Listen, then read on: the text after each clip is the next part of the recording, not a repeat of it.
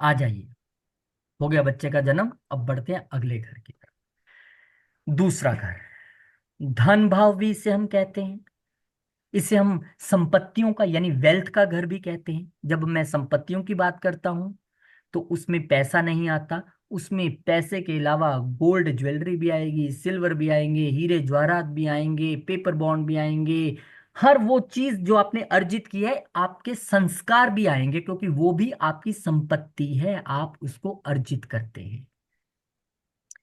इसके कारक कौन है?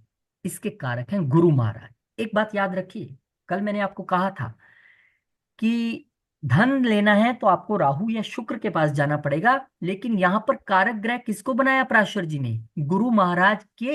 ये कारक ग्रह है इस भाव के। क्यों? क्योंकि गुरु भी धन देता है, लेकिन वो धन वैसा नहीं होगा जैसा राहु देंगे। रातों रात आज लॉटरी खरीदी और कल सुबह निकल गई, वो ऐसा धन नहीं होगा जो एकदम से आएगा या गलत तरीकों से आएगा। ये होगा सात्विक धन। क्यों? क्योंकि ये गुरु को यहाँ का कारक बनाया गया है। और इस घर को हम अपनी फैमिली का घर भी कहते हैं। मतलब हमने जब अपना परिवार देखना होता है ना, फैमिली, मदर फादर, मैं खुद, मेरे भाई बहन, और पत्नी आ गई तो वो भी फैमिली में शामिल हो गई, सब कुछ हम यहां से देखेंगे। तो धन का अर्थ है संपत्ति, और यह हमारे उत्पत्ति, परिवार और हमारे बचपन और संचित संपत्ति को दर्शाता है। जो भी वेल्थ आप इकट्ठी करेंगे, जब भी आपके पास कोई आए और उस आपको देखना है कि व्यक्ति कितना तगड़ा, कहते हैं ना मोटी सामी है, तो सेकंड हाउस बहुत कुछ बता देगा आपको। यहाँ बैठे ग्रह या यहाँ का जो राशि है उस ग्रह की क्या पोजीशन है, वो आपको क्लियर कर देगी कि इस व्यक्ति के पास सिर्फ हवा में ही बातें हैं या वाकई कुछ है। ये घर हमारा फेस और गला भी है। वेरी इंपॉर्टेंट, मैं आपको साथ साथ में बताता जाऊंगा, नोट करके रखिए। गले का प्रतिनिधित्व भी करता है। जब यहाँ पे कुछ ऐसे मेलिफिक प्लैनेट्स आ जाते हैं बचपन से, या फिर इस घर में कोई ऐसा प्लैनेट नीच होके बैठ गया, तो आप याद रखिए इस व्यक्ति को हमेशा बचपन से गले की प्रॉब्लम चली रहती है। कभी टाउनसिल हो गए, कभी गला दुख रहा है, कभी कुछ हो रहा है, गले का इन्फेक्शन हो गया, चलता रहता है, क्योंकि ये हमारा गला है। और कहीं यहाँ बहुत अच्छा प्लेनेट बैठ जाए तो आप जबरदस्त सिंगर भी हो सकते हैं भाई, ये गले का घर है। तो ये हमारा चेहरा भी है, हमारा गला भी है। और इसके अलावा आगे बढ़ते, अब जब हमारा चेहरा हो गया, हमारा गला भी हो गया, तो भाई और भी कुछ आया ना उसमें। क्या आया? उसमें आए हमारे दांत। जब भी आपको दांतों की प्रॉब्लम होगी, सेकंड घर की इन्वॉल्वमेंट होगी ही होगी। अगर दांत आपके कमजोर हैं, बार बार कीड़ा लग रहा है, बार बार डेंटिस्ट के पास जाना पड़ रहा है, वो इसलिए क्योंकि आपका सेकंड हाउस अच्छा नहीं है। ये साफ इंडिकेशन है। लेकिन कईयों के आपने देखा होगा, वो 80-80 साल के भी हो जाते हैं, वो कहते हैं हम तो कभी डेंटिस्ट के पास गए ही नहीं, हम तो नीम की दातुन करते हैं और बड़े प्रसन्न हैं। ठीक है, उसमें नीम की दातुन का रोल है, पर उसमें बड़ा रोल उनके सेकंड हाउस का भी है। ये मसूड़े हैं, दांत हैं। अगर ये डिस्टर्ब हुआ तो दांत डिस्टर्ब हुए, फिर आप डेंटिस्ट के पास लगातार जाते रहेंगे, आना जाना लगा रहेगा। ये शरीर का वह हिस्सा है जिसका उपयोग खाने, बोलने और मौखिक शिक्षाओं के माध्यम से सीखने, गाने और विदेशी भाषा बोलने के लिए किया जाता है। थोड़ा और इजी करके समझाता हूँ। क्या कहा था मैंने? ये हमारा चेहरा है, फेस। अब सबसे इंपॉर्टेंट क्या है? दांत तक तो चीज बाद में पहुंचेगी, पहले तो ये मुंह है जहां से खाना है। तो यहां से हम ये भी देखते हैं कि हम कैसा खाना पसंद करेंगे या खाएंगे। अगर यहाँ मंगल जैसा ग्रह आके बैठ गया तो हो सकता है आपको स्पाइसी फूड, तीखा खाना, मिर्ची जितनी पड़ी हो आप चार और ले लेंगे ऊपर से। अगर यहाँ पे राहु आके बैठ जाए, आप किसी की कुंडली में देखिएगा, आप पूछ सकते हैं कितना नॉनवेज खाते हैं आप, जब तक कि कोई बहुत अच्छे ग्रह की वहां दृष्टि या वो चीजें ना आ जाएं। आमतौर पे आप पूछ सकते हैं, क्योंकि राहु एक तामसिक प्लेनेट हम मानते हैं, उसको क्रूर ग्रह मानते हैं। तो वो आके बैठ गया मुंह पे, तो क्या करेगा वो? और अगर यहीं गुरु बैठा हो, वो कहेगा नहीं नहीं भाई साहब, हमारे घर तो अंडा भी नहीं बनता है, क्या बात करते हो आप। कोई और सात्विक ग्रह बैठ जाए। और सिर्फ यहाँ पे बैठने से खाने की कहानी नहीं है, ये बोलने की कहानी भी है। यहाँ पे जो ग्रह बैठा है वो ये तय करेगा ये बंदा बोलने में कैसा होगा। कोई क्रूर ग्रह आ गया तो आप तो बंदे को आते ही खाने को पड़ जाओगे। और यहाँ पे कोई अच्छा ग्रह आ गया तो आपके जैसी वाणी कोई नहीं होगी, बोलेंगे यार ये जब बोलता है ना तो ऐसा लगता है बस बोलता ही रहे, इतने प्यार से बोलता है, इतनी रिस्पेक्ट से बोलता है। और कई होते हैं उनकी वाणी ऐसी होती है कि वो नॉर्मल भी बोल रहे हो तो लगता है यार लड़ रहा है क्या ये। तो उनका सेकंड हाउस में कोई ऐसे ग्रह की दृष्टि आ जाती है, या उनका सेकंड ग्रह डिस्टर्ब्ड है, सेकंड घर, या वहां पे कोई क्रूर क्रूर ग्रह वहां पे आके बैठ गया, तो क्या कर दी उसने, वाणी खराब कर दी। अब आपसे कोई पूछ लेगा कि भाई साहब एक बात बताइए, मैं होटल खोलना चाहता हूँ, मैं रेस्टोरेंट करना चाहता हूँ, क्या मैं कर सकता हूँ, क्या खाने का काम कर लूँ? अगर उसका सेकंड हाउस अच्छा है, अगर उसके सेकंड हाउस का रिलेशन टेंथ हाउस से बन रहा है, क्योंकि मैं आगे जब आपको पढ़ाऊंगा, आज ही तो टेंथ हाउस हमारा प्रोफेशन भी है, तो आप कहोगे कर सकते हैं आप, क्योंकि आपका सेकंड हाउस का रिलेशन टेंथ के साथ है, दोनों की पकड़ अच्छी है। और अगर चंद्रमा वहां आ जाए, चंद्र को कल हमने पढ़ा था वो भी खाने का कारक है, तो भी हम सलाह दे सकते हैं आप कर लीजिए खाने का, कोई दिक्कत नहीं है, चलेगा, दौड़ेगा। अब कहानी ये आ गई कि यहाँ से हमने प्रोफेशन भी बताना सीख लिया कि ये बता सकते हैं, हमारी ये दांत भी है, हमारी ये वाणी भी है, हमारी ये वेल्थ भी है, हमारी ये संस्कार भी हैं। जो भी चीज आप जीवन में इकट्ठी करोगे वो यहां से देखी जाएगी। अब मैंने इसको क्या कहा, इसके कारक कौन है, गुरु। क्यों कहा गुरु? क्योंकि भाई धन है ना, ये सब चाहते हैं मेरा सेकंड हाउस बहुत अच्छा हो। लेकिन मैंने और बहुत सारी चीजें बोली, क्या बोला मैंने कहा ये वाणी भी है, ये आपकी बोलचाल भी है, ये आपकी कम्युनिकेशन भी है। इसलिए बहुत सारी बुक्स ये मानती हैं कि इसके कारक बुध भी मान लो आप, क्योंकि बुध हमारी वाणी है, बुध हमारी कम्युनिकेशन है। तो अगर कोई ये भी कह दे कि बुध भी इस घर का कारक है तो कोई दिक्कत नहीं है भाई साहब, हाँ बुध की क्वालिटीज भी है इसमें, कोई प्रॉब्लम नहीं।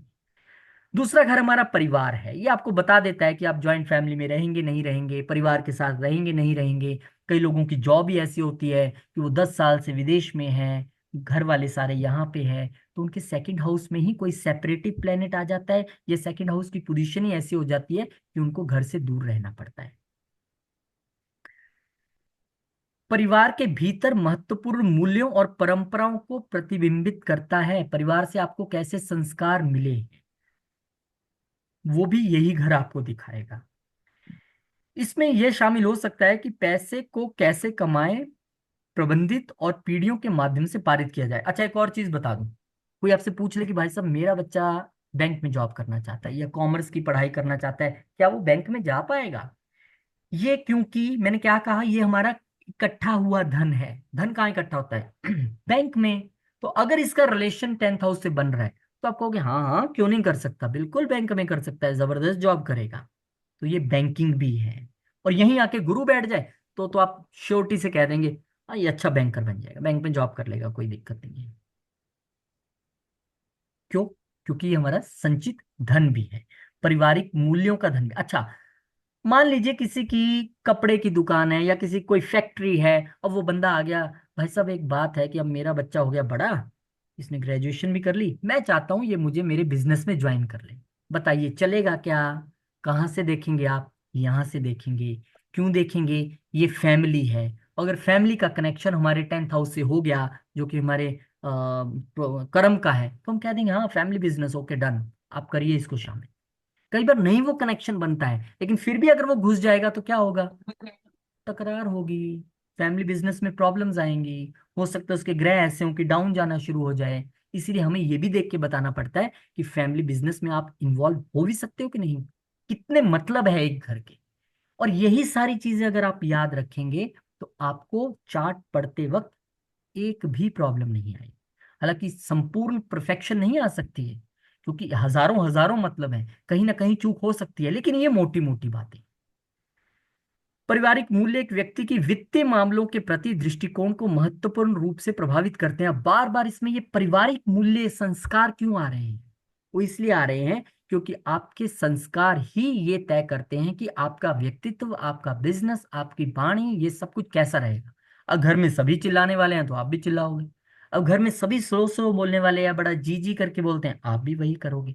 और जब आप वो सोसाइटी में भी आगे लेके जाओगे, कैरी फॉरवर्ड करोगे, तो आपके परिवार का भी नाम होगा, आपके काम भी अच्छे से बनेंगे, सब कुछ अच्छे से होगा। तो हमने बहुत कुछ इकट्ठा किया यहाँ पे, पैसा, धन, दौलत और वो सारे ज्वेलरी, लेकिन संस्कारों को मत भूलिए। अपनी जिंदगी में आप जो भी संचित करेंगे, जो भी इकट्ठा करेंगे, उसको हम सेकंड हाउस से ही देखेंगे। तो हमारे संस्कार भी हमारी वेल्थ है। तो मोटे मोटे तौर पे अगर सेकंड हाउस को समझना हो तो हम उसको कुंडली के 12 भाव में से द्वितीय भाव को कुटुंब, फैमिली और धन भाव के नाम से जाना जाता है। ये भाव धन से संबंधित मामलों को दर्शाता है, जिसका हमारे दैनिक जीवन में बड़ा महत्व है। द्वितीय भाव परिवार मैंने बता दिया, चेहरा मैंने बता दिया, और एक इंपॉर्टेंट चीज आ गई, चेहरे पे तो दोनों आंखें हैं, लेकिन यहां से हम देखेंगे सिर्फ दाई आंख, राइट आई। अब कोई पूछेगा यार मेरे पता नहीं राइट आई में इतने दिन से दिक्कत चल रही है, क्या हो गया है, मुझे लगता है चश्मा लग, क्या हुआ, क्या है ये। हम देखेंगे उसका सेकंड हाउस कि वहां पे कोई ऐसा ग्रह, क्रूर ग्रह तो नहीं आके बैठ गया, या किसी की दृष्टि तो नहीं है जो उसको प्रॉब्लम दे रहा है। तो हमें यहाँ से राइट आई का भी हमें यहीं से विचार करना है। वाणी मैंने बता दिया, भोजन क्योंकि ये मुंह है तो डेफिनेटली यहीं से देखेंगे। धन और आर्थिक चीजें, आशावादी दृष्टिकोण आदि भी दर्शाता है। आप कितने मोटिवेटेड रहते हैं, कितने आशावादी रहते हैं, वो भी यहीं से पता चलेगा। ये भाव ग्रहण करने, सीखने, भोजन और पेय, चल संपत्ति, पत्र, दस्तावेज, प्रति सब कुछ जो आप इकट्ठा कर सकते हो ना, और जो आपने खाना है वो आपको यहीं से देखना है, इंक्लूडिंग योर वाणी। तो मोटे मोटे तौर पे क्या आ गया सेकंड हाउस, अगर हमें याद रखना हो, आर्थिक स्थिति, वाणी, गायन, मैंने कहा ना बड़े बड़े सिंगर यहां से देख सकते हैं आप, संगीत, नेत्र, रूप, रंग और मुख। अपने चेहरे के बारे में वैसे कहते हैं कि जिसके पहले घर में चंद्रमा आ जाए उसका चेहरा गोल होता है, लेकिन हम यहाँ से भी विचार कर सकते हैं क्योंकि इसे भी हम चेहरे का घर मानते हैं। अब पहला घर चेहरा, ये भी चेहरा, भाई पहला घर तो हम पूरे खुद है, पूरे A to Z, इस एक बाल से लेके पाँव के नाखून तक हम पहला घर में सब कुछ है हमारा। लेकिन ये अब बाइफरकेट होना शुरू हो गया, ये अब हम सब कुछ अलग करके देख रहे हैं। तो चेहरा, दांत, आवाज, गला, खाना पीना, आर्थिक स्थिति, वाणी, सब यहां से आ गया। चलिए आगे बढ़ते हैं।